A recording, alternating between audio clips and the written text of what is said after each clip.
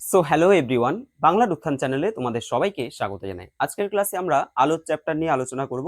দেখো, আলোর চ্যাপ্টার তোমাদের রেলের গ্রুপ ডির জন্য অত্যন্ত গুরুত্বপূর্ণ একটা চ্যাপ্টার। এখানে দেখো, আলো যদি আমরা পড়তে চাই, প্রথমত তোমাদের দুটো কথা বলি। একটা হচ্ছে আলোর প্রতিফলন আর একটা হচ্ছে আলোর প্রতিসরণ। ঠিক আছে, এই চ্যাপ্টারটাকে আমরা দুটো ভাগে ভাগ করবো। একটা হচ্ছে আলোর প্রতিফলন আর একটা হচ্ছে আলোর প্রতিসরণ। এখন আলোর প্রতিফলন কি আর প্রতিসরণ কি, জাস্ট তোমাদের এক লাইনে যদি আমি বলি, প্রতিফলন কি। দেখো, আমরা যে আয়নাগুলো ব্যবহার করি, আমরা যে মুখ দেখার জন্য আয়নাটা ব্যবহার করি, ধরো তুমি এই আয়নার মধ্যে কি করলে, একটা টর্চ মারলে এরকম করে, ঠিক আছে, টর্চের আলো মারলে। এবার টর্চের আলোটা এই আয়নাটা কি হবে, এখানে ধরো এখানে বাধা খেয়ে আবার কি এই মাধ্যমে ফিরে আসবে, অর্থাৎ এখানে বায়ু মাধ্যম থেকে আবার বায়ু মাধ্যমে ফিরে আসছে আলোটা। ঠিক আছে, তাহলে এটাকে আমরা বলি আলোর প্রতিফলন। কি বলি? আলোর প্রতিফলন। এবার যদি জিনিসটা এরকম হয়, ধরো আমি বলছি যে এখানে আছে ধরো বায়ু, ওপরে আছে বায়ু, নিচে আছে কি জল। তাহলে বায়ু মাধ্যমে আমি ধরো একটা আলো এইভাবে করে মারলাম জলের মধ্যে, আমি এরকম করে টর্চ দিয়ে এরকম আলো মারলাম। এবার আলো মারলে কি হবে, বায়ু মাধ্যমে আলোটা ধরো এই পর্যন্ত গেল, যাওয়ার পরে এরপরে দেখা যাচ্ছে যে জল মাধ্যমে সেটা কি হবে, সেটা সোজাসুজি না গিয়ে একটু বেঁকে গিয়ে সেটা এই বরাবর জলের মধ্যে যাচ্ছে। তাহলে এখানে কি দেখছি আমরা, এখানে দুটো মাধ্যম দেখতে পাচ্ছি, একটা হচ্ছে বায়ু মাধ্যম আর একটা হচ্ছে জল মাধ্যম। তাহলে দুটো মাধ্যমের মধ্যে যখন একটা আলোক রশ্মি যাচ্ছে, ঠিক আছে, এটাকে আমরা বলবো আলোর প্রতিসরণ। আর যখন একটা মাধ্যমে ধরো আমরা কি বললাম, এখানে একটা আয়না আছে, এই আয়নাতে যদি আমরা একটা আলোক রশ্মি পাঠাই, সেটা এখানে কি হচ্ছে, এখান থেকে প্রতিফলিত হয়ে, বাধা বলা যায় না, যে প্রতিফলিত হয়ে আবার প্রথম মাধ্যমে ফিরে আসছে। তাহলে এটাকে আমরা বলবো প্রতিফলন। আর এটা দেখো, একটা মাধ্যম থেকে আরেকটা মাধ্যমে পুরো ঢুকে যাচ্ছে, চলে যাচ্ছে একটা মাধ্যম থেকে আরেকটা মাধ্যমে, এটা হচ্ছে আলোর প্রতিসরণ। ঠিক আছে, এবার দেখো আমরা নিচু ক্লাসে কি পড়েছি, আমরা পড়েছি যে আলোর যে প্রতিফলন পড়েছিলাম, সেগুলো কি ছিল, সেগুলো হচ্ছে তোমার ধরো সমতল দর্পণে। এবার সমতল দর্পণে আলোর প্রতিফলনের ক্ষেত্রে আমরা কি দেখেছি, ধরো আমি এখানে দাঁড়িয়ে আছি, আমার সামনে একটা আয়না আছে। এবার আমার থেকে আয়নার যে দূরত্ব, আমরা দেখি যে আমার যে প্রতিবিম্বটা পেছনে তৈরি হচ্ছে, সেই প্রতিবিম্বের দূরত্ব দেখা যাচ্ছে যে আমারই সমান দূরত্ব। ঠিক আছে, অর্থাৎ যে আয়নাটা রয়েছে, সেই আয়না থেকে আমার যা দূরত্ব, এবং সেই দর্পণ থেকে বেশ বা সেই আয়না থেকে প্রতিবিম্বের দূরত্ব সেম হচ্ছে। আবার দেখবে আমার মাথাটা যেরকম রয়েছে, ওটার ক্ষেত্রে ওদের মাথাটাও কিন্তু আমার যে প্রতিবিম্বটা তৈরি হচ্ছে সেটার মাথাও কিন্তু ওপরে রয়েছে। কিন্তু পার্থক্য কি হয়, সেক্ষেত্রে ধরো পার্শ্বীয় পরিবর্তনটা হয়। আমরা দেখবে ডান হাতে ভাত খাচ্ছি, মনে হচ্ছে যে বাঁ হাতে ভাত খাচ্ছি। ঠিক আছে, এটা হচ্ছে সমতল দর্পণ। তোমরা সমতল দর্পণ সম্পর্কে মোটামুটি জানো।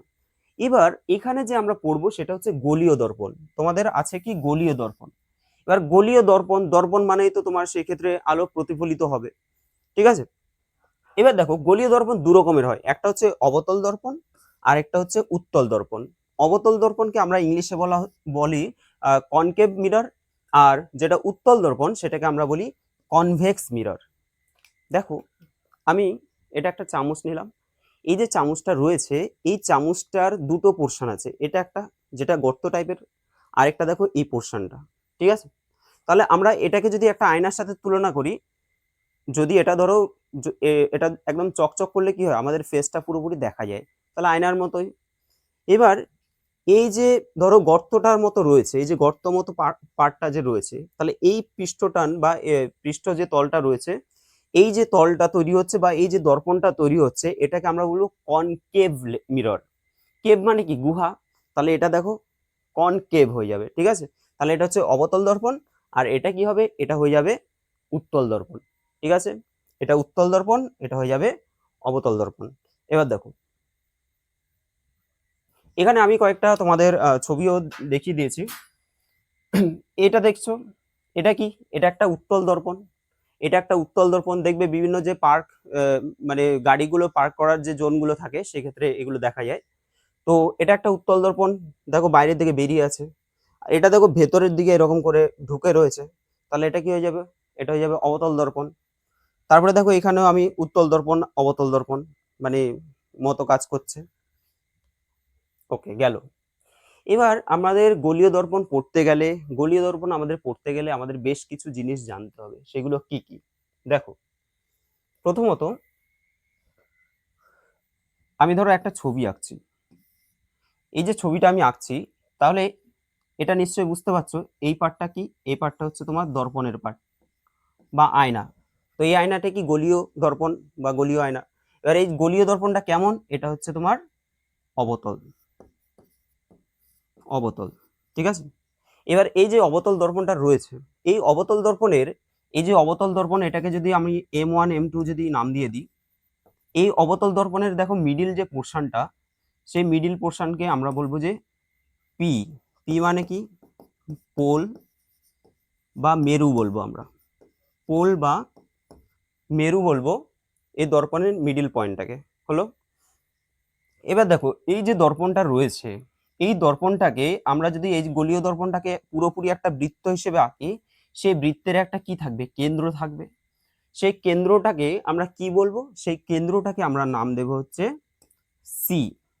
তাহলে সিটা কি, সিটা হচ্ছে বক্রতা কেন্দ্র, সিটা আমরা বলবো বক্রতা কেন্দ্র, ঠিক আছে। এটা সি, এটা হচ্ছে বক্রতা কেন্দ্র, এটা হচ্ছে পোল, পোল বা মেরু, হলো। এবার দেখো, এবার আমি যদি বলি যে আচ্ছা, এই যে বক্রতা কেন্দ্র আর হচ্ছে পোল, এদেরকে যে যুক্ত করে একটা যে সরলরেখা আঁকলাম, এটাকে আমরা বলবো প্রধান অক্ষ। তাহলে এক্স ওয়াইটা কি, এক্স ওয়াই হচ্ছে প্রধান অক্ষ, প্রধান অক্ষ, ঠিক আছে। এক্স ওয়াই কি, এক্স ওয়াই হচ্ছে প্রধান অক্ষ, হয়ে গেল।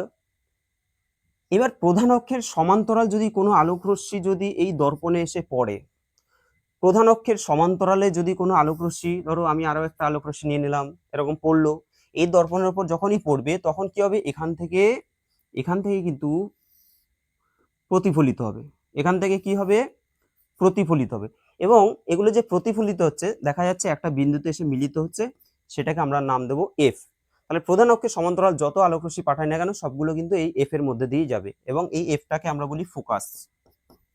এফ মানে কি হবে, ফোকাস হয়ে যাবে, ঠিক আছে।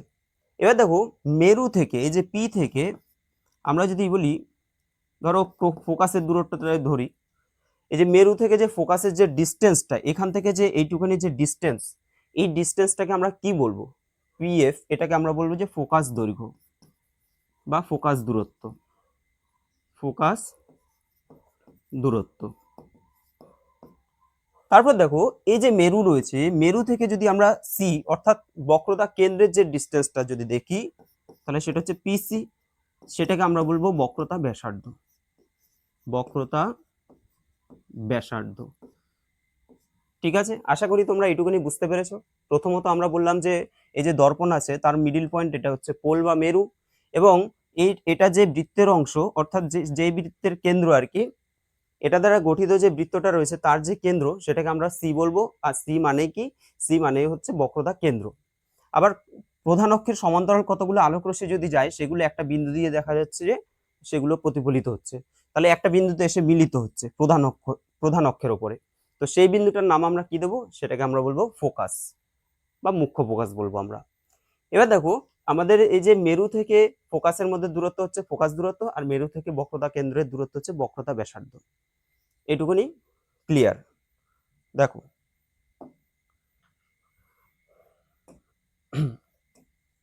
এখানে আমরা কি লিখেছি, যে গোলীয় দর্পণের মধ্যবিন্দুকে মেরু বলে। তাহলে তোমাদের বললাম যে গোলীয় দর্পণ, সেই গোলীয় দর্পণের মধ্যবিন্দুকে আমরা মেরু বলছি। দ্বিতীয়ত, গোলীয় দর্পণ যে গোলকের অংশ তার কেন্দ্রকে বক্রতা কেন্দ্র বলে। তাহলে যে গোলকের অংশ তার যে কেন্দ্র, সেটাকে আমরা বলি বক্রতা কেন্দ্র। আচ্ছা, তারপর দেখো বলছে যে অবতল দর্পণের বক্রতা কেন্দ্র দর্পণের সামনে অবস্থান করে, এবং উত্তল দর্পণের বক্রতা কেন্দ্র দর্পণের পেছনে অবস্থান করে। দেখো এটা তো তোমাদের শুধুমাত্র আমি অবতল দর্পণটা দেখালাম, এবার দেখো উত্তল দর্পণ। এটা কি, এটা হচ্ছে উত্তল দর্পণ। উত্তল দর্পণের ক্ষেত্রে কি হয়, এটা হচ্ছে তোমার মেরু, আবার এই গোলকটা কোথায়, এইদিকে তৈরি হবে, তার মানে এর যে বক্রতা কেন্দ্র, এটা নিশ্চয়ই ডান দিকে থাকবে। বক্রতা কেন্দ্র কোন দিকে থাকবে, ডান দিকে থাকবে। এবং আমরা যদি কতগুলো আলোক রশ্মি যদি এরকম পাঠাই প্রধান অক্ষের সমান্তরাল, সে আলোক রশ্মি দেখা যাচ্ছে যে অপসৃত হচ্ছে, ঠিক আছে। এগুলো হচ্ছে তোমার অপসারিত হচ্ছে, অপসারী আলোক রশ্মিগুচ্ছ। এবার এই যে অপসারিত হচ্ছে আলোগুলো, সেগুলোকে যদি আমরা পেছনের দিকে বর্ধিত করি, পেছনের দিকে যদি বর্ধিত করি, দেখা যাবে একটা নির্দিষ্ট বিন্দুতে এসে মিলিত হচ্ছে, এবং আমাদের মনে হবে যে যে আলোটা এখান থেকে আসছে, ঠিক আছে। তাহলে এটাকে আমরা বলবো কি, তাহলে এটাকে আমরা বলবো ফোকাস, এটাকে আমরা বলবো ফোকাস বা মুখ্য ফোকাস। বোঝা গেল। আর এখানে আমরা দেখলাম এখানে হচ্ছে ফোকাস। তাহলে এখানে দেখো, এখানে কতগুলো জিনিস আমি তোমাদের একবারে বলে দিচ্ছি। আচ্ছা, অবতল দর্পণের বক্রতা কেন্দ্র দর্পণের সামনে অবস্থান করে। তাহলে বক্রতা কেন্দ্রটা কোথায় আছে? দর্পণের সামনের দিকে। দর্পণ এভাবে আছে, দর্পণের সামনের দিকে বক্রতা কেন্দ্র। কিন্তু উত্তল দর্পণের ক্ষেত্রে বক্রতা কেন্দ্র দর্পণের পেছনে অবস্থান করছে, তাই না? এই যে উত্তল দর্পণ, বক্রতা কেন্দ্র হচ্ছে দর্পণের পেছনে অবস্থান করছে। এবার তোমাদের কয়েকটা জিনিস আমি বলে নিই।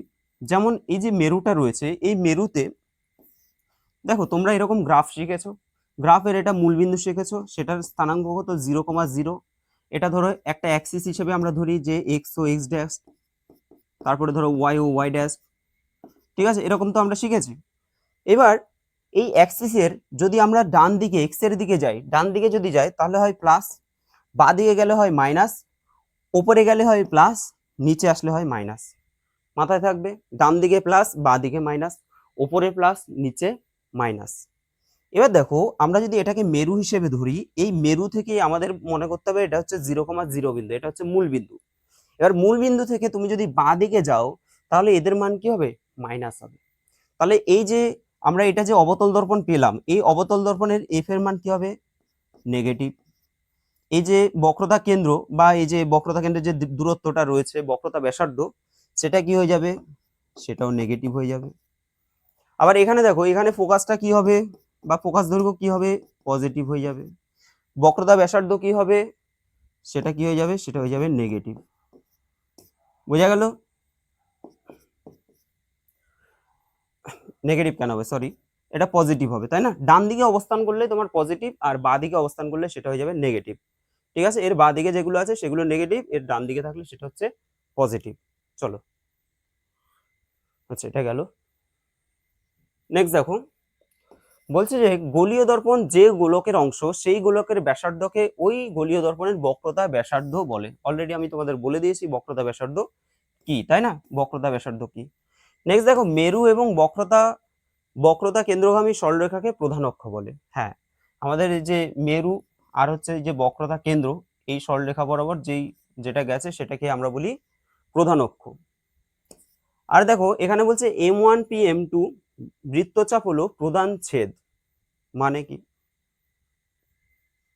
দেখো, এখানে এই যে M1 P M2, তা এই যে এটাকে বলা হবে প্রধান ছেদ। অর্থাৎ আমরা যে দর্পণটা নিলাম, এটা পুরোটাকে বলা হচ্ছে প্রধান ছেদ বলা হচ্ছে। নেক্সট দেখো, নেক্সট বলছে যে রৈখিক উন্মেষ। রৈখিক উন্মেষ কোনটা? রৈখিক উন্মেষ মানে হচ্ছে M1 M2। M1 M2 মানে কোনটা? M1 M2 মানে হচ্ছে এই যে এটা M1, এটা M2, তুমি যদি এই বরাবর একটা সরলরেখা টাকানো, এটাকে আমরা বলবো রৈখিক উন্মেষ। ঠিক আছে, এই যদি সরল মানে এই সোজাসুজি যদি টানি, যে ব্যাসটা তৈরি হচ্ছে, ঠিক আছে, সেটা হয়ে যাবে রৈখিক উন্মেষ। মানে এইটুকুনি আর কি এটা, কিন্তু বৃত্ত হিসেবে এটা জ্যা হয়ে যাবে। নেক্সট দেখো, এটা হচ্ছে রৈখিক উন্মেষ, তার মানে M1 M2 হচ্ছে রৈখিক উন্মেষ। আর M1 C M2 হচ্ছে কৌণিক উন্মেষ। M1 C M2 মানে কি দেখে নাও। এখানে ছিল পোল, এখানে ধরো F, ঠিক আছে, এখানে হচ্ছে C। এবার আমরা বলছি এটা হচ্ছে M1 আর এটা বলছি M2। এই যে M1 C M2 এখানে যে অ্যাঙ্গেলটা তৈরি করবে এটাকে বলা হবে কৌণিক উন্মেষ। ঠিক আছে, এই যে মিররের এই প্রান্ত, এই দুটো প্রান্তের মধ্যে এই বক্রতা কেন্দ্রে যে অ্যাঙ্গেলটা তৈরি করবে সেটাকে বলা হবে কৌণিক উন্মেষ। আশা করি বোঝা গেল। নেক্সট দেখো, নেক্সট বলছে যে অবতল বা উত্তল দর্পণের মুখ্য ফোকাস। তো মুখ্য ফোকাস আমরা কিভাবে অলরেডি আমরা জেনে নিয়েছি। তো বলছে যে প্রধান অক্ষের সমান্তরাল, এই যে প্রধান অক্ষ তার সমান্তরাল যদি কতগুলো আলোক রশ্মি যদি প্রতিফলিত হয় এবং প্রতিফলনের পর প্রধান অক্ষের উপর একটা নির্দিষ্ট বিন্দুতে এসে কি হয়? মিলিত হয়।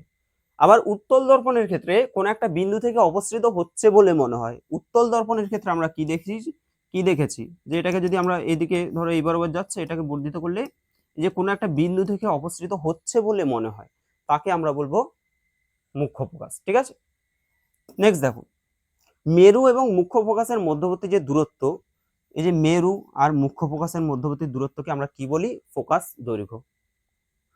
নেক্সট বলছে বক্রতা ব্যাসার্ধ ফোকাস দৈর্ঘ্যের দ্বিগুণ হয়। মোস্ট ইম্পর্টেন্ট একটা কথা বলেছে এখানে, দেখো আমি বলছি যে এটা হচ্ছে আমাদের কি বক্রতা কেন্দ্র, আর এটা কি বক্রতা, এটা হচ্ছে ফোকাস। তাহলে এটা হচ্ছে ফোকাস দূরত্ব আর এটা হচ্ছে বক্রতা ব্যাসার্ধ। এই যে বক্রতা ব্যাসার্ধ এটা হচ্ছে এই ফোকাস দূরত্বের ডবল হয়, ঠিক আছে। তার মানে কি এখান থেকে এইটুকুনি যদি 5 হয় তাহলে এখান থেকে এইটুকুনি হয়ে যাবে 10 সেন্টিমিটার হয়ে যাবে, ঠিক আছে। তো বলছে যে বক্রতা ব্যাসার্ধ ফোকাস দৈর্ঘ্যের দ্বিগুণ হয়, আর সমান 2f। এটা আমাদের মনে রাখতে হবে এবং এই কনসেপ্ট দিয়ে কিন্তু আমাদের অনেক কাজে লাগবে এবং আমরা করব, অনেক কিছুই করব এখান থেকে। দেখো অবতল দর্পণ সমান লেখা আছে অভিসারী দর্পণ, আর উত্তল দর্পণ মানে হচ্ছে অপসারী দর্পণ। মানে কি, দেখো এই যে অবতল দর্পণ আমরা ড্র করছি, এখানে আলোক রশ্মিগুলো কি হচ্ছে এই অভিসারী রশ্মি রূপে এগুলো কিন্তু এদিকে আসছে, এর জন্য এটাকে অভিসারী দর্পণ, এটা জাস্ট মনে রেখে দেবে। আর এটা কি, এখানে দেখো এইরকম কি হচ্ছে অপসারিত হচ্ছে, আলোটা কি হচ্ছে অপসারিত হচ্ছে, তার জন্য এটার নাম হবে অপসারী দর্পণ, অপসারী দর্পণ মনে রেখে দেবে। তাহলে অভিসারী মানে অবতল দর্পণ মানে অভিসারী দর্পণ, আর উত্তল দর্পণ মানে হচ্ছে অপসারী দর্পণ। তোমাদের আরো একটা জিনিস বলার আছে এখানে, দেখো এখানে আমরা যে ছবিটা আঁকছি, ধরো এটা হচ্ছে উত্তল দর্পণ, এটা হচ্ছে ধরো এটা হচ্ছে উত্তল দর্পণ, এটা হচ্ছে অবতল দর্পণ। এই যে এই দর্পণের ক্ষেত্রে কোন একটা বস্তুকে ধরো এখানে আমি রাখলাম, তাহলে একটা বস্তুকে যদি আমরা এখানে রাখি তার যে প্রতিবিম্বটা সেটা কোথায় তৈরি হবে এখনো তোমাদের পড়াইনি আমি, ঠিক আছে। ধরো তুমি জানো না যে কোথায় হতে পারে, এখানে হতে পারে বা এখানে হতে পারে বা আরো দূরে এখানে হতে পারে বা এই সাইডে হতে পারে, যেখানে খুশি হোক না কেন। এবার যদি এর যে প্রতিবিম্বটা, এর প্রতিবিম্বটা যদি এই দিকে তৈরি হয় মানে বাঁ দিকে তৈরি হয়, দেখো এটা কি, এটা তো একটা আয়না, তাহলে আয়নার যে প্রতিবিম্বটা সেটা তো আমরা সামনের থেকে দেখতে পাবো তাই না, কিন্তু পেছনের দিকে যদি প্রতিবিম্বটা তৈরি হয় তাহলে সেটা হবে কি, তাহলে যেটা আমার বাম দিকে তৈরি হবে সেটা হবে রিয়েল মানে বাস্তব, সেটা কেমন হয়ে যাবে সেই প্রতিবিম্বটা হবে বাস্তব বা রিয়েল। কিন্তু যদি সেটা দর্পণের পেছনে তৈরি হয় তাহলে সেটাকে আমরা বলবো ইমাজিনারি, বা সেটাকে আমরা বলবো মানে সেটা রিয়েল নয় আর কি, সেটা হচ্ছে কাল্পনিক। সেটা কেমন, কাল্পনিক, কাল্পনিক বলবো আর রিয়েল, সেটা রিয়েল হবে না আর কি, ইমাজিনারি হয়ে যাবে। কি হয়ে যাবে, ইমাজিনারি হয়ে যাবে। তাহলে তাহলে এই দিকে হলে যদি বাঁ দিকে হয় তাহলে রিয়েল, আর ডান দিকে যদি তৈরি হয় দর্পণের পেছনে তৈরি হলে সেটা কাল্পনিক হয়ে যাবে, ঠিক আছে। চলো দেখো প্রত্যেকটা টার্ম তোমাদের যা যা আমি বলছি এগুলো প্রত্যেকটা তোমাদের কিন্তু দেখবে প্রশ্নে পাবে। আচ্ছা এটা হয়ে গেল। এবার কি বলছে দেখো, বলছে যে অবতল দর্পণের প্রধান অক্ষের সমান্তরাল আলোক রশ্মি, আচ্ছা এটা আমি একটু বলে নিই তোমাদের। দেখো বিভিন্ন যে আলোক রশ্মিগুলো রয়েছে মানে আলোক রশ্মিগুলো যদি আমি বলি, আচ্ছা এটা হচ্ছে পোল, এটা ধরো ফোকাস, এটা ধরো বক্রতা কেন্দ্র। এবার আমি বলছি যে ধরো কোন একটা আলোক রশ্মি প্রধান অক্ষের সমান্তরাল ভাবে যাচ্ছে, তাহলে সেটা কোনখান দিয়ে মানে সেটা কোনখান দিয়ে প্রতিফলিত হবে, সেটা প্রতিফলিত হবে এই যে ফোকাস আছে এই ফোকাসের মধ্যে দিয়ে কিন্তু প্রতিফলিত হবে, হয়ে গেল। এবার যদি কোনো আলোক রশ্মি আমাদের যদি বলা হয় যে কোনো আলোক রশ্মি উল্টোটা যদি হয়, মানে যদি ফোকাসের মধ্যে দিয়ে যায়, যদি ফোকাসের মধ্যে দিয়ে একটা আলোক রশ্মি, তুমি এখানে টর্চ মারছো, একটা আলোক রশ্মি ফোকাসের মধ্যে দিয়ে যাচ্ছে, তাহলে সেটা কোনখান দিয়ে প্রতিষ্ঠিত হবে, মানে সেটা কোনখান দিয়ে প্রতিফলিত হবে, সেটা হয়ে যাবে প্রধান অক্ষের সমান্তরালে প্রতিফলিত হবে। যদি আমরা ফোকাসের মধ্যে দিয়ে আলোক রশ্মি পাঠাই সেটা প্রধান অক্ষের সমান্তরালে প্রতিফলিত হবে, মানে আমরা প্রথমে বলেছিলাম এখান দিয়ে যদি সমান্তরালে আলোক পাঠালে সেটা ফোকাস দিয়ে যাবে, আর এটা আবার উল্টো হয়ে যাচ্ছে, ফোকাস দিয়ে যদি আলো পাঠায় সেটা প্রধান অক্ষের সমান্তরালে বেরিয়ে যাবে, গেল। আচ্ছা দুটো কন্ডিশন আমরা পড়ে নিলাম। এবার যদি বলা হয় যে কোন একটা আলোক রশ্মি এই যে বক্রতা কেন্দ্র রয়েছে সেই বক্রতা কেন্দ্রের মধ্যে দিয়ে তুমি পাঠাচ্ছ, তাহলে কি হবে, যদি আমরা বক্রতা কেন্দ্রের মধ্যে দিয়ে পাঠাই তাহলে সেটা আবার বক্রতা কেন্দ্রের মধ্যে দিয়েই ফিরে আসবে, মোস্ট ইম্পর্টেন্ট, বক্রতা কেন্দ্রের মধ্যে দিয়ে পাঠালে সেটা বক্রতা কেন্দ্রের মধ্যে দিয়েই ফিরে আসবে। তাহলে 1 নাম্বার 2 নাম্বার 3 নাম্বার কন্ডিশন আমরা পড়ে নিলাম। 4 নাম্বার কি হতে পারে, দেখো 4 নাম্বার কন্ডিশন হচ্ছে কোনো একটা আলোক রশ্মি ধরো মেরুতে গিয়ে পড়ছে, ধরো তুমি একটা আলো এরকম করে মারলে, তাহলে কোথায়, মেরুতে পড়ছে, তাহলে মেরুতে পড়লে তখন কি হবে আলোক রশ্মিটা এইভাবে করে বেরিয়ে আসবে। তার আলোক রশ্মিটা যদি এভাবে বেরিয়ে আসে প্রধান অক্ষের সাথে এখানে যে অ্যাঙ্গেলটা করেছে এটা আমরা বলবো আপতন কোণ, আর যেটা বেরিয়ে গেছে সেটা প্রধান অক্ষের সাথে যে কোণটা করেছে সেটাকে আমরা বলবো প্রতিফলন কোণ। এই যে আপতন কোণের মান এখানে যা হবে প্রতিফলন কোণের মান তাই হবে। যদি এটা ধরো 30 ডিগ্রি হয় তাহলে এটাও কত হবে, 30 ডিগ্রি হবে। এটা যদি 60 ডিগ্রি হয় তাহলে এটাও কত হবে, 60 ডিগ্রি। অর্থাৎ আপতন কোণ এবং প্রতিফলন কোণের মান কিন্তু সেম সেম হয়ে যাবে। তাহলে 1 2 3 4 চারটে কন্ডিশন পড়লাম। প্রথম কন্ডিশন কি বললাম, যে কোনো একটা আলোক রশ্মি প্রধান অক্ষের সমান্তরালে যদি যায় সেটা ফোকাসের মধ্যে দিয়ে গিয়ে প্রতিফলিত হবে। দ্বিতীয়ত আমরা পড়লাম যদি কোনো একটা আলোক রশ্মি ফোকাস দিয়ে যায় তাহলে সেটা কি হবে, প্রধান অক্ষের সমান্তরালভাবে বেরিয়ে যাবে। তৃতীয়ত আমরা পড়লাম যদি কোনো আলোক রশ্মি বক্রতা কেন্দ্রের মধ্যে দিয়ে যায় তাহলে আবার সেটা বক্রতা কেন্দ্রের মধ্যে দিয়েই ফিরে আসবে। হলো। 4 নম্বরে আমরা কি বললাম, 4 নম্বর কন্ডিশনে আমরা বললাম যে কোনো একটা আলোক রশ্মি সেটা যদি মেরুতে গিয়ে পড়ে তাহলে সেখান থেকে প্রতিসৃত হবে, মানে অপসারিত হবে, ঠিক আছে, প্রতিফলিত হবে। এবারে এই যে প্রতিফলিত হবে এখানে আপতন কোণ যা হবে প্রতিফলন কোণের মান কি হবে তাই হয়ে যাবে। ঠিক আছে, দেখো এখানে সেই জিনিসটাই লেখা আছে, তোমরা দেখলে পড়ে নিতে পারো। ঠিক আছে, নেক্সট দেখো, এইবার মোস্ট ইম্পর্টেন্ট আমাদের এই চ্যাপ্টারে সেটা হচ্ছে কোনো একটা আলোক রশ্মি, ধরো আমি বলছি এটা একটা, প্রথমে আমরা অবতল দর্পণ দিয়ে শুরু করছি কারণ আমাদের মানে অবতল দর্পণটা কিন্তু ইম্পর্টেন্ট, মানে এখানে বেশি ফ্যাক্ট গুলো রয়েছে। এবার অবতল দর্পণে আমি বলছি যে ধরো এটা হচ্ছে আমাদের পি, এটা এফ, এটা হচ্ছে সি, ঠিক আছে। দেখা যাচ্ছে যে তুমি যদি কোনো আলোক রশ্মি বলছি কেন, কোন একটা বস্তু তুমি কি করলে, ধরো এই জায়গাটা রাখলে। এখন এই জায়গাটা যদি তুমি বস্তুটা রাখো তাহলে এই বরাবর কি হচ্ছে, এর যে প্রতিবিম্বটা কোথায় গিয়ে তৈরি হবে, এর প্রতিবিম্বটা প্রথমে তো আয়নায় গিয়ে, ধরো আয়নায় এর প্রতিফলনটা হলো, এবার সেখান থেকে কি হবে প্রতিফলন, মানে এই আলোটা এখানে পড়লো, এর যে অবজেক্টটা, এর যে প্রতিবিম্বটা এখানে রিফ্লেক্ট হয়ে তারপরে কোথায় তৈরি হবে। ঠিক আছে, তারপরে ধরো আমি যদি এখানে রাখি তাহলে প্রতিবিম্বটা কোথায় তৈরি হবে, আমি যদি ধরো এই সি আর এফ এর মাঝে রাখি তাহলে কোথায় তৈরি হবে, আমি যদি ফোকাসে রাখি তাহলে কোথায় তৈরি হবে, আমি যদি বস্তুটাকে ফোকাস এবং মেরুর মাঝখানে রাখি তাহলে কোথায় তৈরি হবে, এটাই আমাদের জানতে হবে। ঠিক আছে, এটাই আমরা জানবো। দেখো প্রথমত বস্তুর অবস্থান বলছে যে বস্তুটা কোথায় অবস্থিত, দ্বিতীয়ত বলছে যে প্রতিবিম্বের অবস্থান, অর্থাৎ প্রতিবিম্বটা কোথায় তৈরি হবে এবং সেই প্রতিবিম্বটার প্রকৃতি এবং আকার, সেই প্রতিবিম্বটা কেমন হবে এটা আমাকে জানতে হবে। দেখো এখানে আমি ছবিটা এঁকে দিচ্ছি তাহলে আমাদের বোঝাতে সুবিধা হবে। ধরো এখানে আমাদের বলছে অবতল দর্পণ দ্বারা প্রতিবিম্ব গঠন, তো এটা একটা অবতল দর্পণ আমরা এঁকেছি, পি এফ সি হয়ে গেল। বলছে যে বস্তুটা যদি, প্রথম কন্ডিশন হচ্ছে বস্তুটা যদি অসীমে থাকে, কোথায় থাকে, অসীমে থাকে। অসীমে মানে কি, অসীমে মানে হচ্ছে অনেক দূরে যদি থাকে, অসীম দূরত্বে যদি থাকে। ঠিক আছে, তো আমি ধরলাম যে ধরো এটা অনেকটা দূরে ধরলাম, এখানে ধরলাম। ঠিক আছে, তাহলে অনেক দূরে অসীমে যদি থাকে তাহলে এর যে প্রতিবিম্বটা সেটা কোথায় গিয়ে তৈরি হবে, এর প্রতিবিম্বটা দেখা যাচ্ছে যে এই ফোকাসে গিয়ে তৈরি হবে। কোথায় তৈরি হবে, ফোকাসে তৈরি হবে। দেখো কিভাবে তৈরি হবে এগুলো আমাদের এক্সপ্লেনেশন প্রয়োজন নেই।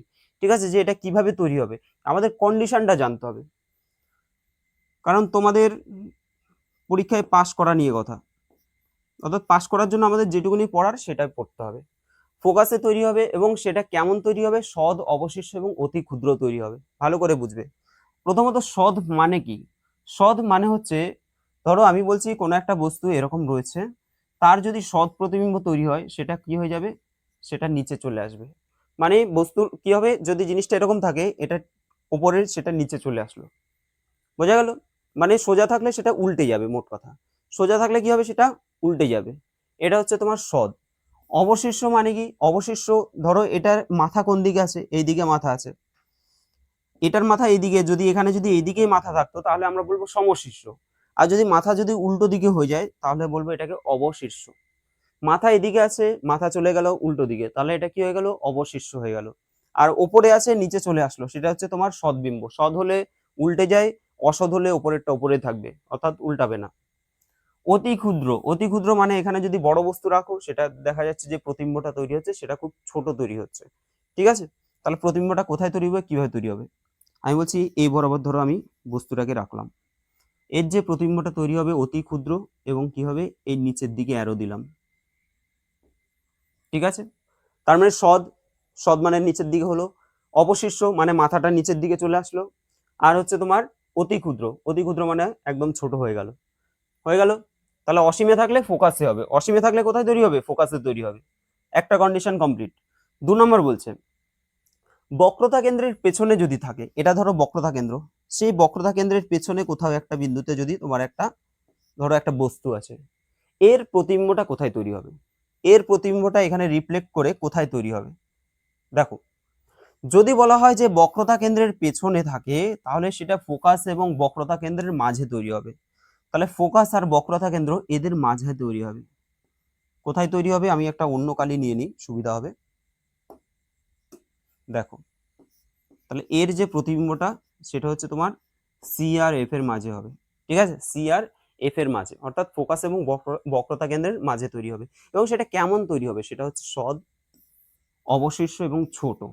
সদ, সদ মানে দেখো আমি নিচের দিকে করলাম, অবশিষ্ট মানে মাথাটা উপরে ছিল, মাথাটা নিচের দিকে করে দিলাম, আর কি, আর হচ্ছে খর্ব মানে ছোট, এটার যা সাইজ, এটার যে হাইট, এটা দেখো কম হাইট তার থেকে। ঠিক আছে, গেল এটা। নেক্সট দেখো, বক্রতা কেন্দ্রে যদি অবস্থান করে, অর্থাৎ তোমার বস্তুটা যদি এখানে থাকে, বক্রতা কেন্দ্রে থাকে, মানে ধরো এখানে যদি থাকে বস্তুটা, তাহলে বক্রতা কেন্দ্রে থাকলে কি হবে, বক্রতা কেন্দ্রে যদি থাকে তাহলে সেটা বক্রতা কেন্দ্রেই তৈরি হবে। মোস্ট ইম্পর্টেন্ট, কোথায় তৈরি হবে, বক্রতা কেন্দ্রেই তৈরি হবে, এবং সেটা হবে সদ, অবশিষ্ট এবং সমান। মানে কি, মানে হচ্ছে দেখো, মানে হচ্ছে সদ, অবশিষ্ট এবং সমান। সমান মানে হচ্ছে এটার যে হাইটটা, এটারও সেম হাইট থাকবে, এটার হাইটের সাথে এটার হাইট সেম থাকবে। দ্বিতীয়ত, এই বক্রতা কেন্দ্রেই তৈরি হবে, বক্রতা কেন্দ্রের জিনিস বক্রতা কেন্দ্রেই তৈরি হবে, কিন্তু সেটা কি হবে, সদ এবং অবশিষ্ট, অর্থাৎ উল্টে যাবে, নিচের দিকে হবে। ঠিক আছে, তাহলে 3টে কন্ডিশন আমরা জেনে নিলাম। প্রথমত, যদি অসীমে তৈরি হয়, যদি অসীমে থাকে তাহলে কোথায় তৈরি হবে এর প্রতিবিম্বটা, ফোকাসে। কোথায় তৈরি হবে, ফোকাসে। এবং সেটা কেমন হবে, সেটা হয়ে যাবে সদ, মানে উল্টো হয়ে যাবে, অবশিষ্ট হয়ে যাবে, এবং সেটা সেটা কি হবে, তার সাথে অতি ক্ষুদ্র, একদম ছোট হয়ে যাবে। একটা গেল। 2 নম্বর হচ্ছে আমাদের যদি এই যে বক্রতা কেন্দ্র রয়েছে, সেই বক্রতা কেন্দ্রের ঠিক পেছনে যদি হয়, ঠিক পেছনে না, মোট কথা অসীম আর হচ্ছে বক্রতা কেন্দ্র, এদের মাঝখানে কোথাও যদি অবস্থান করে, তাহলে কি হতে পারে, তাহলে আমাদের এই যে প্রতিবিম্বটা তৈরি হবে, সেটা হচ্ছে বক্রতা কেন্দ্র এবং যে ফোকাস আছে, এই ফোকাস আর বক্রতা কেন্দ্রের মিডিলে তৈরি হবে, এবং সেটা অবশ্যই সদ, উল্টো হয়ে যাবে, এবং অবশিষ্ট। ঠিক আছে, অবশিষ্ট মানে নিচের দিকে, তার সাথে ছোট হয়ে যাবে, কি হবে, ছোট হয়ে যাবে। 3 নম্বর কন্ডিশন আমরা পড়লাম যে যদি কোনো বস্তু বক্রতা কেন্দ্রে অবস্থান করে, তার প্রতিবিম্বটা কি হবে, সেটা কিন্তু বক্রতা কেন্দ্রেই তৈরি হবে, কিন্তু এটা মাথা উপরে, এটা কি হবে, নিচের দিকে, তাই না? অর্থাৎ সদ হয়ে যাবে, অবশিষ্ট হয়ে যাবে, এবং আকারে কিন্তু সমান হয়ে যাবে, আকারে কি হবে, সমান হয়ে যাবে। এই 3টে কন্ডিশন আমরা ভালোভাবে জেনে নিলাম। তোমাদের একটা কথা বলি, আমাদের নিয়ম অনুসারে, কার্টেজীয় রুলস অনুসারে বা নিয়ম অনুসারে আর কি, সে নিয়ম অনুসারে কি হয়, যে কোনো বস্তুকে আমরা সব সময় এই বাঁ দিকে রাখবো, যে কোনো বস্তুকে সব সময় তুমি বাঁ দিকে রাখতে হবে, তুমি কিন্তু এই দর্পণের ডান দিকে রাখতে পারবে না। আরে বাবা, আমরা যদি ধরো একটা এরকম আয়না আছে, তো আয়নার সামনে দাঁড়ালেই তো তাহলে তার প্রতিবিম্ব তৈরি হবে, থরি এখানে রাখলে তৈরি হবে কি, হবে না। তাহলে বস্তুকে সবসময় এই সাইডে রাখতে হবে, তাই না? তাহলে বস্তুকে সবসময় বাঁ দিকে রাখতে হবে, আর এর মাথাটা সবসময় উপরের দিকে রাখতে হবে, বাবা নিচের দিকে রাখলে হবে না। ঠিক আছে, মাথা সবসময় কি করতে হবে, উপরের দিকে রাখতে হবে। চলো, আচ্ছা, এই তো গেল আমাদের 3টে কন্ডিশন। এইবার আমরা বাকি আরো 3টে কন্ডিশন আরো পড়বো। দেখো,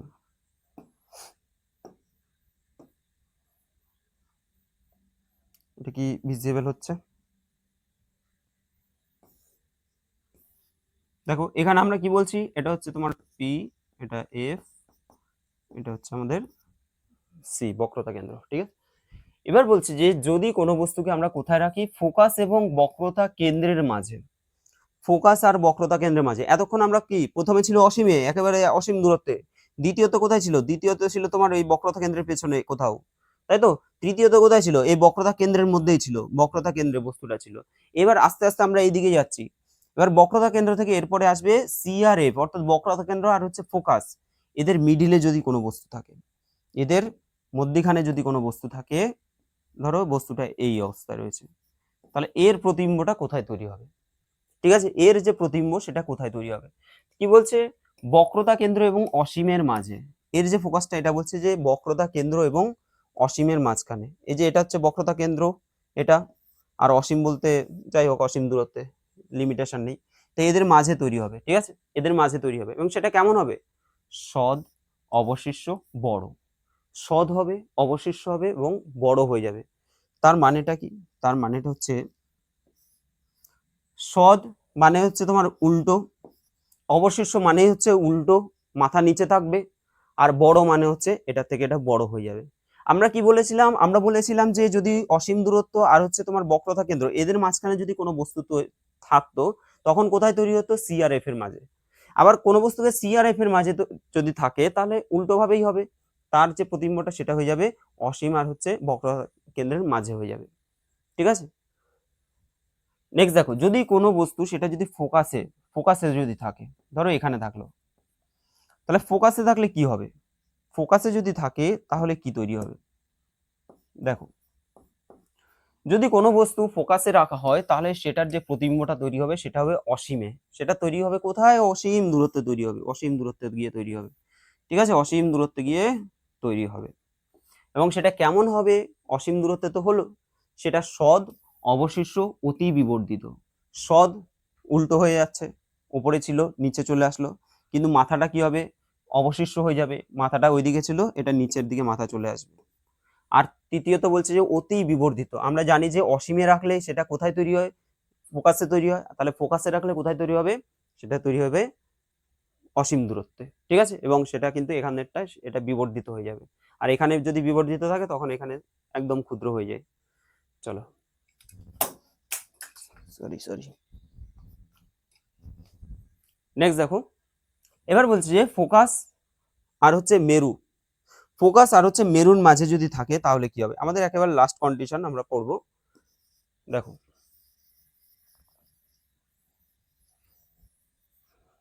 তারপরে আমরা কোশ্চেনে চলে যাব, ঠিক আছে।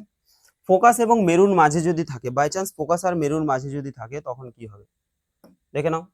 ফোকাস আর মেরুর মাঝে মানে কি, এটা হচ্ছে তোমার মেরু, সরি এটা হচ্ছে মেরু আর এটা হচ্ছে ফোকাস, তাই এদের মাঝে যদি থাকে, এদের মাঝে যদি থাকে তাহলে কোথায় গিয়ে তৈরি হবে এর প্রতিবিম্বটা, ঠিক আছে। তাহলে এখানে যদি থাকে তাহলে সেটা দর্পণের পেছনে তৈরি হবে বলছে, কোথায় তৈরি হবে, দর্পণের পেছনে। দেখো এটা তো দর্পণ, তাহলে এর পেছনে কোথাও তৈরি হবে, এবং সেটা কিরকম হবে, অসদ বড় সমশীর্ষ, অর্থাৎ আমি যদি বলি ধরো এরকম তৈরি হচ্ছে, ঠিক আছে। দেখো এর মাথাটা এদিকে, এর মাথাটাও উপরের দিকে আছে, তাহলে দুটোই মাথা উপরে মানে হচ্ছে সমশীর্ষ। আবার সদ, সদ মানে এটা উপরে ছিল এটা উপরে রয়েছে। আর হচ্ছে কি, আর হচ্ছে তোমার বড়, দেখো এটার আকৃতিতে এটা কি হচ্ছে, বড়। তাহলে শুধুমাত্র একটা কন্ডিশনে আমরা পাচ্ছি কি, শুধুমাত্র একটা কন্ডিশনে আমরা পাচ্ছি যে দর্পণের পেছনে তৈরি হয়, শুধুমাত্র একটাই কন্ডিশন, সেটা হচ্ছে কখন তৈরি হয়, যখন আমরা ফোকাস আর মেরুর মাঝখানে বস্তুটাকে রাখবো। ফোকাস আর মেরুর মাঝখানে রাখলেই তবেই একমাত্র অসৎ প্রতিবিম্ব তৈরি হচ্ছে, তাছাড়া বাদবাকি সব ক্ষেত্রে আমরা দেখলাম যে সৎ প্রতিবিম্ব তৈরি হচ্ছে এবং দর্পণের সামনের দিকে তৈরি হচ্ছে, ঠিক আছে।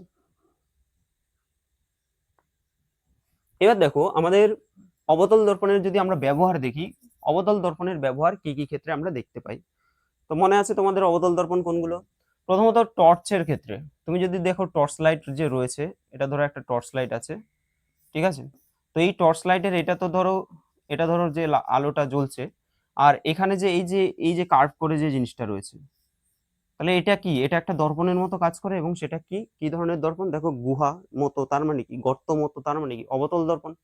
তাহলে অবতল দর্পণের ব্যবহার হচ্ছে torch light, search light, search light, তারপরে যে গাড়ির হেডলাইট, গাড়ির সামনে যে হেডলাইট থাকে সেই হেডলাইট গুলো, দাড়ি কামানোর দর্পণ, দাড়ি কামানোর জন্য, ঠিক আছে, যে দর্পণগুলো এরকম সামনে রাখে সেগুলোর সাহায্যে বিবর্ধিত দেখা যায়, বড় বড় করে দেখা যায় আর কি মুখটাকে ঠিকঠাক করে, তাহলে দাড়ি কামানোর দর্পণ। রোগীর দাঁতের বিবর্ধিত প্রতিবিম্ব দেখার জন্য, রোগীর দাঁতটাকে বড় করে দেখার জন্য, সেখানে কোনো কিছু যদি প্রবলেম হয় সেটা দেখার জন্য। সৌরচুল্লিতে তাপ উৎপাদনে সূর্যালোকে কেন্দ্রীভূত করতে বৃহৎ আকারের অবতল দর্পণ ব্যবহার করা হয়। তাহলে সৌরচুল্লিগুলো যে রয়েছে সে সৌরচুল্লিতে কি বলছে, তাপ উৎপাদনে সূর্যালোক কেন্দ্রীভূত করতে, ঠিক আছে, সূর্যালোকগুলো এক জায়গায় কেন্দ্রীভূত করতে এই অবতল দর্পণ ব্যবহার হয়। টর্চ, সার্চ লাইট, গাড়ির হেডলাইট, দাড়ি কামানোর জন্য দর্পণ, তারপরে বলছে দাঁতের চিকিৎসার জন্য বা দাঁতের রোগীদের জন্য যে ব্যবহার করা হয় সেটা, আর সৌরচুল্লিতে তাপ উৎপাদনের জন্য যেটা ব্যবহার করে সেগুলো সবগুলো হচ্ছে অবতল দর্পণ। সবগুলো কি অবতল দর্পণ। এবার হচ্ছে উত্তল দর্পণের ব্যবহার আমরা কোথায় দেখব? মোস্ট ইম্পর্টেন্ট, এটা বারবার পরীক্ষায় এসছে তোমাদের। যানবাহনের পেছনের দৃশ্য দেখার জন্য বলছে যে রিয়ার ভিউ মিরর, ঠিক আছে, যা গাড়ির ভিউ ফাইন্ডার হিসেবে কাজ করে। দেখবে আমরা গাড়ির ক্ষেত্রে, প্রত্যেকটা গাড়ির ক্ষেত্রে সাইডে একটা করে এরকম পেছনের কি গাড়ি আসছে সেটা দেখার জন্য এরকম একটা ইয়ে থাকে, আয়না থাকে, তাই তো? সেটাই হচ্ছে তোমার এই উত্তল দর্পণ, সেটা হচ্ছে উত্তল দর্পণ, এবং সেটাকে বলা হচ্ছে ভিউ ফাইন্ডার হিসেবে কাজ করে গাড়ির, ঠিক আছে, বা রিয়ার ভিউ মিরর বলা হয়। আর কি আছে? আচ্ছা, এটাই। এবার দেখো, উত্তল দর্পণ সর্বদা সমশীর্ষ ক্ষুদ্রাকার প্রতিবিম্ব গঠন করে দর্পণের পেছনে। এটা তো আমরা পড়েছি অলরেডি, যে উত্তল দর্পণের ক্ষেত্রেই আমরা দেখছিলাম, উত্তল দর্পণের ক্ষেত্রে কি দেখছিলাম, যে প্রতিবিম্বটা যে তৈরি করছে সেটা হচ্ছে দর্পণের পেছনে, তাই না? দর্পণের পেছনে, এবং সেটা সমশীর্ষ এবং ক্ষুদ্রাকৃতি। আচ্ছা, এবার আমি বেশ কিছু প্রশ্ন নিয়ে আলোচনা করব, তোমরা একটু চেষ্টা করবে নিজেরা প্রশ্নগুলো করার, ঠিক আছে? আমি 2 থেকে 3 সেকেন্ড দেবো। বলছে নিচের কোনটি বস্তুর চেয়ে বড় অসৎ প্রতিবিম্ব তৈরি করে? চেষ্টা করে দেখো কি হয়। বস্তুর চেয়ে বড় এবং অসৎ প্রতিবিম্ব বলছে, হ্যাঁ, বস্তুর থেকে বড়। আচ্ছা, তোমাদের এখানে আমি তো দুটো দর্পণ কি আলোচনা করেছি, উত্তল এবং অবতল। এটা তো শুধুমাত্র অবতল দর্পণের ক্ষেত্রে বলেছি, তোমাদের জাস্ট উত্তল দর্পণ সম্পর্কে আমি জাস্ট একটা পয়েন্ট বলে দিই। যদি উত্তল দর্পণ হয়ে থাকে, আমরা এতক্ষণ ধরে অবতল দর্পণ পড়েছি, এবার উত্তল দর্পণ যদি হয়ে থাকে সেই ক্ষেত্রে আমাদের প্রতিবিম্ব কোথায় তৈরি হয়, বস্তুটাকে কোথায় রাখলে কোথায় তৈরি হবে? এখানে জাস্ট তুমি একটা জিনিস মনে রাখবে, যদি অসীমে যদি রাখা হয় না, যদি অসীম দূরত্বে রাখা হয়, সেটা তোমার ফোকাসে তৈরি হবে। কোথায় তৈরি হবে? সেটা হয়ে যাবে ফোকাসে তৈরি হবে, ঠিক আছে? এক মিনিট। তাহলে অসীমে রাখলে কোথায় তৈরি হবে? ফোকাসে তৈরি হবে, এবং সেটা বিন্দু আকারে থাকবে। আর যদি অসীম থেকে তোমার ধরো এই যে মেরু অবধি রয়েছে, এই অসীম থেকে মেরুর মধ্যে যে কোনো জায়গায় যদি থাকে না কেন, সেটা কোথায় তৈরি হবে? সেটা ধরো আহ ফোকাস আর মেরুর মাঝে কোথাও একটা তৈরি হবে, তাই তো? ফোকাস আর মেরুতে তো, ফোকাস আর বক্রতা কেন্দ্র, আর হচ্ছে ফোকাস আর মেরু। আচ্ছা, এটা মনে রাখবে যে এটা কোথায় তৈরি হবে, এটা ধরো ফোকাস আর হচ্ছে মেরু, না ফোকাস আর এই দুটোর মধ্যে একটু ডাউট হয়ে যাচ্ছে, সেকেন্ড।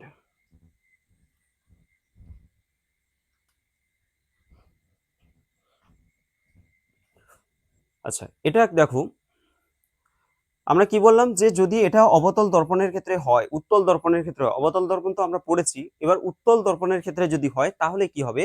উত্তল দর্পণের ক্ষেত্রে যদি আমরা কোনো একটা বস্তুকে প্রথমত যদি আমরা অসীমে রাখি, তাহলে তার প্রতিবিম্বটা কি বললাম, সেটা হয়ে যাবে তোমার এফ, অর্থাৎ ফোকাসে তৈরি হবে, এবং সেটা বিন্দু আকারে তৈরি হবে। যদি অসীমে রাখা হয়, ফোকাসে তৈরি হবে, সেটা বিন্দু আকারে তৈরি হবে, তার মানে বড় জিনিসটা ছোট তৈরি হচ্ছে, খর্বাকৃতি হয়ে যাচ্ছে। দ্বিতীয়ত, এই যে মেরু আছে, মেরু থেকে আমরা যে কোনো, তুমি এই মেরু থেকে অসীমের মাঝে যে কোনো জায়গায় রাখো না কেন, এর যে প্রতিবিম্বটা তৈরি হবে সেটা হয়ে যাবে পি আর এফ এর মাঝে, অর্থাৎ মেরু এবং ফোকাসের মাঝে তৈরি হবে, এবং সেটা খর্বাকৃতি তৈরি হবে। কেমন তৈরি হবে? খর্বাকৃতি তৈরি হবে, ছোট তৈরি হবে, এবং তার সাথে সেটা কিন্তু, যদিও আমরা বলি অসৎ, মানে দেখো এটা উপরের দিকে মাথা, এটা উপরের দিকে মাথা, মানে অসৎ, তারপরে হচ্ছে সমশীর্ষ, ঠিক আছে, এবং খর্বাকৃতি, এই হচ্ছে কন্ডিশন। এখানে আর কিছু দেখার দরকার নেই, শুধু দুটো কন্ডিশন আমরা দেখলাম, আর কিছু দেখার দরকার নেই, ঠিক আছে? অসীমে হলে ফোকাসে হবে, একদম ক্ষুদ্রাকৃতি, একদম ছোট্ট, আর যদি কোথাও যদি আমাদের এদের মাঝে যে কোনো জায়গায় অবস্থান করলে সেটা হয়ে যাবে এফ আর পি এর মাঝে। চলো এবার আমাদের অঙ্কগুলো কোশ্চেনগুলো করি আমরা। প্রথম প্রশ্ন দেখো, নিচের কোনটি বস্তুর চেয়ে বড় অসৎ প্রতিবিম্ব তৈরি করে? বস্তুর চেয়ে বড় তৈরি করবে, তুমি বলো বড় কোনটার ক্ষেত্রে তৈরি করে? আমরা পড়েছি অবতল দর্পণ পড়েছি, আর হচ্ছে উত্তল দর্পণ পড়েছি। এবার অবতল দর্পণের ক্ষেত্রে আমাদের কি হচ্ছে, খর্বাকৃতি এবং বড় ছোট দুটোই হচ্ছে, বড় হচ্ছে আবার ছোট হচ্ছে, কিন্তু এটার ক্ষেত্রে কি হচ্ছে, দুটোই খর্বাকৃতি হচ্ছে না, দুটোই কি হচ্ছে, প্রতিবিম্ব খর্বাকৃতি হচ্ছে। তাহলে যেহেতু আমি দর্পণ পড়ছি, এখানে দর্পণের কোশ্চেনগুলোই পাবে তুমি। কি হবে এটা? অবশ্যই অবতল দর্পণ। কি হবে? অবতল দর্পণ। দেখো উত্তল দর্পণ তো হবে না, আর সমতল দর্পণে সেম সেম হয়। আমার যে হাইট সেটাও সেখানেও প্রতিবিম্বটা সেম হাইট হয়ে যাবে, হবে না। আর অবতল লেন্সও হবে না, লেন্স যখন পড়াবো তখন বুঝতে পারবে। ঠিক আছে, তাহলে এটা হয়ে যাবে কি? অবতল দর্পণ হয়ে যাবে। অবতল দর্পণ বলছে বস্তুর চেয়ে বড় অসৎ প্রতিবিম্ব তৈরি হয়। আচ্ছা, বস্তুর চেয়ে বড়, ঠিক আছে, অসৎ কখন তৈরি হয়? আমাদের এখানে ম্যাক্সিমাম কিন্তু সব সৎ প্রতিবিম্ব তৈরি হচ্ছে, তাই না? অসৎ কিন্তু একবারই তৈরি হয়, সেটা হচ্ছে তোমার এই পোল আর হচ্ছে এই যে পোল আর হচ্ছে ফোকাসের মাঝে যদি আমরা কোনো বস্তু রাখি, তখনই কিন্তু অসৎ সমশিষ্য প্রতিবিম্ব তৈরি হয়। পড়েছো তোমরা? বলেছি তোমাদের একদম লাস্ট কন্ডিশন এটা। যানবাহনের পেছনের দিকের বস্তু দেখতে কোন ধরনের দর্পণ আমরা ব্যবহার করে থাকি? পেছনের দিকে কোনো বস্তু আসছে নাকি সেটা দেখার জন্য আমরা কোন ধরনের দর্পণ আমরা ব্যবহার করে থাকি? অবশ্যই কি হবে? উত্তল দর্পণ। কি হবে? অপশন ডি, উত্তল দর্পণ। নেক্সট দেখো, রোগীদের দাঁতের বড় ছবি দেখাতে দাঁতের ডাক্তাররা কোন ধরনের দর্পণ ব্যবহার করেন? তাহলে দাঁতের ডাক্তাররা কোন ধরনের দর্পণ ব্যবহার করে? সেটা হবে উত্তল দর্পণ। ঠিক আছে, অবতল দর্পণ হবে না, সেটা হবে উত্তল, সরি সরি কি বলছি, সেটা হয়ে যাবে অবতল দর্পণ, তাই তো? অবতল দর্পণ, তাই না? আমরা পড়েছি অবতল দর্পণের ক্ষেত্রে, আমরা সব থেকে বেশি পড়েছি। পার্শ্বীয় সমতল দর্পণের প্রতিবিম্ব হলো, কেমন প্রতিবিম্ব তৈরি করবে? পার্শ্বীয় সমতল দর্পণ, দেখো সমতল দর্পণ যদি হয় তাহলে আমাদের কিন্তু পার্শ্বীয় ভাবে উল্টো হয়ে যাবে, দেখবে ডান হাত বাম হাত, বাম হাত ডান হাত এরকম মনে হয়, তাই না? তাহলে পার্শ্বীয় ভাবে উল্টো হবে প্রথমত, আর দ্বিতীয়ত কি হবে? সৎ হবে না অসৎ হবে? এখানে সৎ হবে না অসৎ হবে? আমাদের যে মাথাটা থাকে, মাথাটা কি পায়ের কাছে চলে উল্টে যায়? উল্টে যায় না, আমরা যেরকম সোজা আছি সেখানেও কিন্তু সোজা থাকছে, তার মানে অসৎ হয়ে যাবে। অসৎ হয়, অসৎ মানেই সেটা সোজা হয়, সৎ হলে উল্টে যায়। ঠিক আছে, নেক্সট দেখো, একটি অভিসারী দর্পণের প্রধান ফোকাসে একটি বস্তু রাখলে কি ধরনের প্রতিবিম্ব তৈরি হবে? দেখো অভিসারী দর্পণ কাকে বলে, তোমাদের আমি বলেছি যে অভিসারী দর্পণ কোনটা। একটা হচ্ছে অপসারিত হচ্ছে, একটা অভিসারী, কনভার্জেন্ট, তাই তো? কনভার্জেন্ট বা অভিসারী, অভিসারী মানে হচ্ছে তোমার অবতল দর্পণ, অভিসারী মানে হচ্ছে ধরো এইরকম, এটা হচ্ছে অবতল দর্পণ, অভিসারী। তাহলে অবতল দর্পণের বলছে প্রধান ফোকাসে একটা যদি বস্তুকে রাখা হয়, এই এফ এ, এখানে যদি কোনো বস্তুকে রাখা হয়, তার প্রতিবিম্বটা কোথায় তৈরি হবে? অবশ্যই অসীমে তৈরি হবে। তার প্রতিবিম্বটা কোথায় তৈরি হবে? অসীমে তৈরি হবে, আমরা শিখে নিয়েছি। এবং সেটা কি হবে? বিবর্ধিত, এখানের যেটা হবে এটা অনেক বড় হয়ে যাবে, ঠিক আছে? বিবর্ধিত, উচ্চ বিবর্ধিত হয়ে যাবে, উচ্চ বিবর্ধিত। নেক্সট দেখো, একটি বস্তুকে একটি অবতল দর্পণের ফোকাস বিন্দু এবং বক্রতা কেন্দ্রের মাঝে যদি রাখা হয়, একটা বস্তুকে একটা অবতল দর্পণের কোথায় রাখা হচ্ছে? ফোকাস আর হচ্ছে বক্রতা কেন্দ্র, এই দুটোর মাঝে যদি রাখা হয় বস্তুকে, তাহলে এর প্রতিবিম্বটা কি হবে? এর প্রতিবিম্বটা প্রথমত কোথায় তৈরি হবে? সি আর অসীমের মাঝে তৈরি হবে, সি আর অসীমের মাঝে তৈরি হবে, ঠিক আছে? মাঝে তৈরি হবে। এবং আমরা জানি যে দেখো এই দিক থেকে খর্বাকৃতি হতে হতে এই দিক থেকে আস্তে আস্তে বাড়বে, তাই না? এটা সমান হবে, তারপরে এখানে কি হবে? এটা বিবর্ধিত হবে। আচ্ছা, বিবর্ধিত হবে মানে বড় হবে, বড় হবে প্রথমত, এবং সেটা কি হবে? বাস্তবও হবে। দেখো বাস্তব কেন তোমাদের বলেছিলাম, যদি বাঁ দিকে হয় তাহলে বাস্তব, যদি ডান দিকে হয় তাহলে হচ্ছে অবাস্তব, ঠিক আছে? তাহলে আমরা রিয়েল পাবো না, সেটা ইমাজিনারি হয়ে যাবে, তাহলে আমরা বাস্তব পাবো এবং বড় পাবো। দ্বিতীয় বলছে বাস্তব ছোট, ছোট তো পাবো না আমরা, আমরা কি পাবো? বড় পাবো, বিবর্ধিত পাবো। তৃতীয়ত বলছে বাস্তব এবং উল্টো। আচ্ছা, এটাও তো ঠিক, আমরা বাস্তব পাবো তার সাথে উল্টো পাবো, তাই না? বাস্তব মানে হচ্ছে তোমার অবশ্যই যেহেতু এদিকে তৈরি হচ্ছে বাস্তব, আবার উল্টো, এটার সাপেক্ষে কি? এটা তো উল্টো, এটাও তো ঠিক হবে, এটাও ঠিক হচ্ছে, এটাও ঠিক হচ্ছে। আর বলছে অবাস্তব এবং বড়, অবাস্তব হবে না কারণ ডান দিকে তৈরি হয়নি। তাহলে অ্যান্সার তো দুটোই হয়ে যাচ্ছে হিসাব মতো। চলো, পরের প্রশ্ন বলছে যে একটি উত্তল দর্পণের পোল এবং অসীমের মধ্যে কোনো বস্তুকে যদি রাখা হয় তাহলে কেমন প্রতিবিম্ব তৈরি হবে? একটা উত্তল দর্পণ, এবার কিন্তু অবতল নয়, এবার হচ্ছে উত্তল দর্পণ, এবং তুমি কোথায় রাখবে? পোল আর অসীমের মাঝে যে কোনো জায়গায় তুমি একটা বস্তুকে রেখে দিলে, তাহলে এর যে প্রতিবিম্বটা তৈরি হবে সেটা কি হবে? তোমাদের বলেছি আমি, সেটা হবে খর্বাকৃতি, খর্বাকৃতি হয়ে যাবে, সেটা হচ্ছে তোমার এই যে পি আর এফ এর মাঝে, তাই না? তাহলে দেখে নি, প্রথমত বলছে বাস্তব এবং বড়। প্রথমত বাস্তব কি হবে? বাস্তব কি হবে? কোন দিকে তৈরি হচ্ছে? ডান দিকে তৈরি হচ্ছে, তাহলে বাস্তব তো হবে না, আর বড়ও হবে না, খর্বাকৃতি হবে। বাস্তবও ছোট, বাস্তব হবে না। ছোট হবে কিন্তু বাস্তব তো হবে না, বাস্তব হবে না। এবার হচ্ছে অবাস্তব এবং ছোট। অবশ্যই ডান দিকে যেহেতু তৈরি হচ্ছে তাহলে অবাস্তব এবং তার সাথে কি হচ্ছে? ছোট, এটা ছোট হয়ে যাচ্ছে, তাহলে এটা হচ্ছে সঠিক অ্যান্সার। অপশন সি হবে সঠিক অ্যান্সার। নেক্সট দেখো, বলছে একটি অবতল দর্পণের ফোকাস এবং পোলের মধ্যে কোনো বস্তুকে রাখলে কেমন প্রতিবিম্ব তৈরি হবে? একটা অবতল দর্পণের বলছে যে ফোকাস এবং পোলের মাঝে, ফোকাস এবং পোলের মাঝে যদি কোনো একটা বস্তুকে রাখা হয় তাহলে এর প্রতিবিম্বটা কেমন হবে? তোমাদের কি বলেছি, যদি এখানে রাখা হয়, আমাদের অবতল দর্পণের ক্ষেত্রে এটা লাস্ট কন্ডিশন এবং একমাত্র এটাই কি হয়, এটা হচ্ছে দর্পণের পেছনে প্রতিবিম্বটা তৈরি হয়। আর দর্পণের পেছনে যদি প্রতিবিম্ব থাকে সেটা অবাস্তব হয়ে যাবে, সেটা কাল্পনিক হয়ে যাবে, সেটা অবাস্তব হবে অ্যান্সার। ঠিক আছে, ইমাজিনারি প্রতিবিম্ব তৈরি হবে। পরের প্রশ্ন বলছে যে উত্তল দর্পণের ফোকাস দৈর্ঘ্য কি হয়? উত্তল দর্পণের ফোকাস দৈর্ঘ্য কি হয়? পজিটিভ, নেগেটিভ, শূন্য নাকি অসীম হয়? উত্তল দর্পণ কোনটা?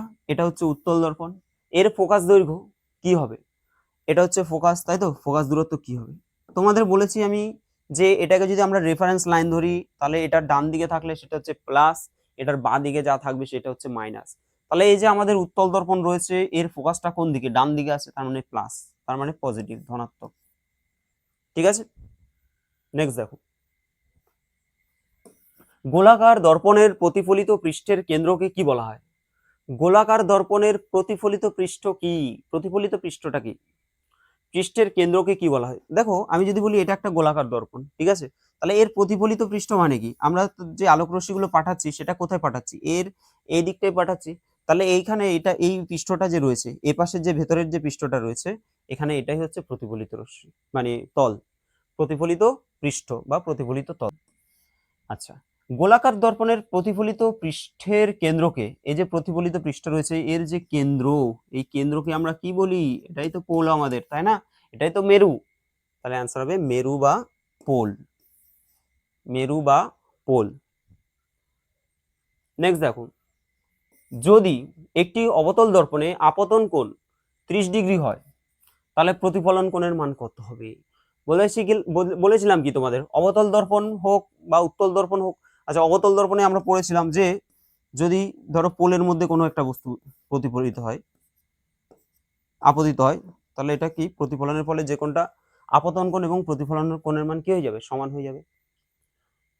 দর্পণের ক্ষেত্রে এটা মনে রেখে দেবে সবসময়, আপতন কোণ যা হবে প্রতিফলন কোণ সমান হয়ে যাবে। ঠিক আছে, তাহলে 30 ডিগ্রি হলে কি হয়ে যাবে? এটাও 30 ডিগ্রি হয়ে যাবে।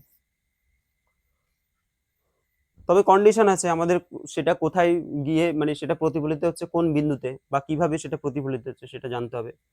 আচ্ছা, এখানে দেখো কোয়েশ্চেন নাম্বার 104, একটি আয়নার দিকে তাকিয়ে আপনি আপনার থেকে আকারে ছোট প্রতিবিম্ব দেখতে পেলেন, আয়নাটি কোন প্রকারের হবে? বলে দিয়েছে যে আপনি আয়নার সামনে দাঁড়ালেন তাহলে আপনার যে প্রতিবিম্বটা তৈরি হবে সেটা ছোট তৈরি হবে, সেটা কি হবে? সমঅবতল দর্পণ, অবতল দর্পণ, সমতল দর্পণ নাকি উত্তল দর্পণ? দেখো আমরা উত্তল আর অবতল দর্পণ যে পড়েছি, আমরা কি দেখলাম যে অবতল দর্পণের ক্ষেত্রে কিন্তু বড়ও হয় আবার ছোটও হয়, বড়ও হয় ছোট হয়, কিন্তু উত্তল দর্পণের ক্ষেত্রে কি হয়?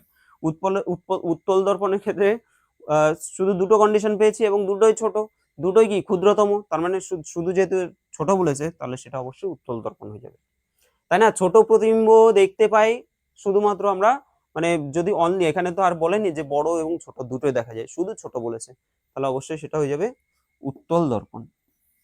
ওকে, উত্তল দর্পণ। নেক্সট দেখো,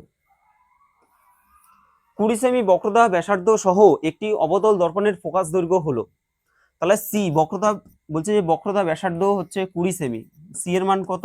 20 সেমি, মানে অ্যাকচুয়াল হচ্ছে পিসি আর কি, তাই তো? এই পিসি হয়ে যাচ্ছে কত?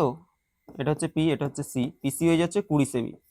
তাহলে আমাদের বলছে ফোকাস দৈর্ঘ্য এফ, ফোকাস দৈর্ঘ্য কত হবে? আমি কি বলেছিলাম যে ফোকাস দৈর্ঘ্য এই যে বক্রতা কেন্দ্র এর অর্ধেক হয়ে যায়, এর কি হবে যাবে? অর্ধেক হয়ে যাবে, অর্থাৎ এটা 10, এটা 20 হলে এটা হয়ে যাবে 10।